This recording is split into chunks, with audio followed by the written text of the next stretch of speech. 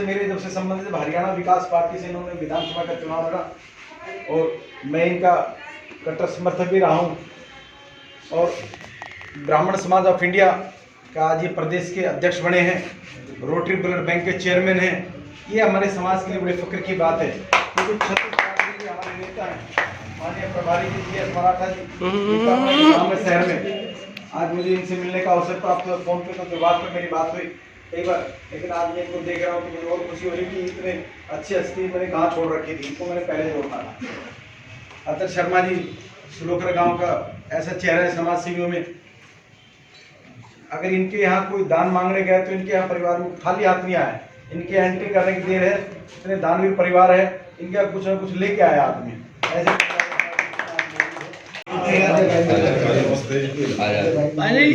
भाई जी थोड़ा सामने हो गए।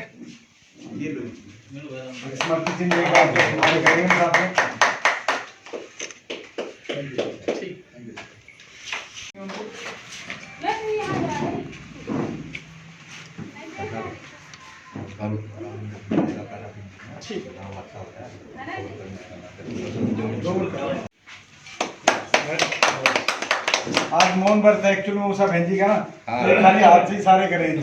हमारे जिले के अध्यक्ष हैं, हमारे लिए बड़े गौरव की बात है।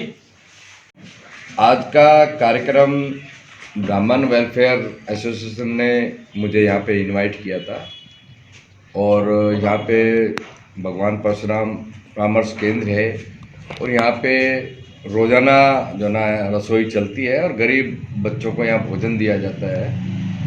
तो एसोसिएशन के प्रेसिडेंट ने मुझे यहाँ बुलाया कि आप आके देखो और इसको आगे कैसे बढ़ाया जा सकता है और हम कैसे आगे और मार्गदर्शन कर सकते हैं, इसलिए मेरा यहाँ पे आना हुआ।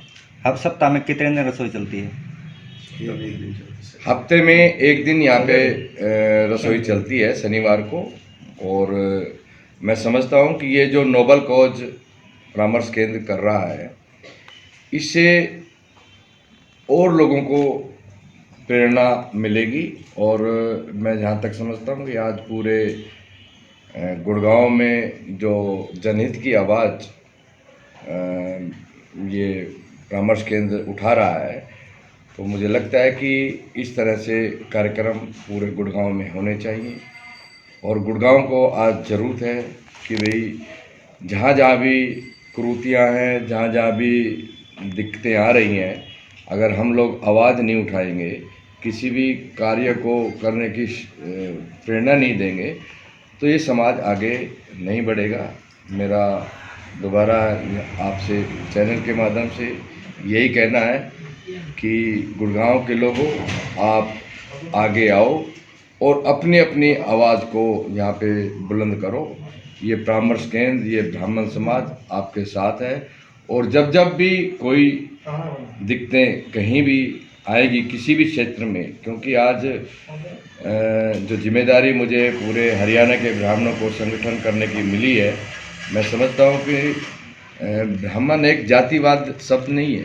ब्राह्मण तो पूरे समाज को, पूरी छत्तीस बिरादरी को और पूरे समाज को आगे लेके बढ़ने की बात करता है। जहाँ जहाँ भी, चाहे वो आज़ादी का समय हो, चाहे कोरोना का समय हो, ब्राह्मणों ने अपनी आहुति सबसे आगे आगे बढ़कर दी है।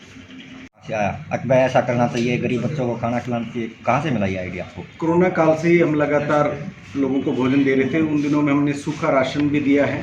अभी इसी भगवान परशुराम परामर्श केंद्र के माध्यम से हमने लाखों रुपए का सामान बांटा है, जो कि हमारी सामाजिक संस्थाएं हैं अलग अलग, उन्होंने हमें दिया। कुछ हमारे पास अपना कोष था, उनसे हमने बांटा। और 59 डेज हमने लगातार पका हुआ भोजन दिया है सुबह शाम। तो अब हमारे दिमाग में दोबारा ये बात आई कि वास्तविकता ये है कि लोगों के पास खाना नहीं था, तो मैंने कहा इस बहाने एक धर्म का भी काम होगा। और जब अन्न का दान सबसे बड़ा दान है, तो हमने ये भोजन देना स्टार्ट किया। तो कब से शुरू की गई थी? ये तीसरा सप्ताह है हमारा। कितना सहयोग इसमें मिल रहा है लोगों का? जो बाहरी लोग होते हैं, जो इसमें चंदा वगैरह दे के लोगों को भूखे पेट आप खाना खिलाते हो, तो लोगों का कितना सहयोग इसमें मिल रहा है? लोगों को हम एक रसोई के माध्यम से 2100 रुपये होता है, हमने उसमें प्राइस रखा है। वैसे तो 4000 रुपये से ऊपर की पड़ती है रसोई में। तो उसमें ब्राह्मण वेलफेयर एसोसिएशन उसमें योगदान देता है, जिसका मैं प्रेसिडेंट हूँ। महिला विंग की हमारी उषा बहन जी प्रेसिडेंट हैं। तो हम ये सब करते हैं। हमने 2100 रुपये रखा है कि आम कोई भी अपने बर्थडे में, कोई शादी की सालगिरह में वो चाहे तो इसमें आ सकता है। अभी हमारे पास 5 ऑलरेडी रसोई बुक है, 5 शनिवार, आज 6ठी हमारे पास आ गई है, तो 6 समझिए इसको टोटल आप। धन्यवाद।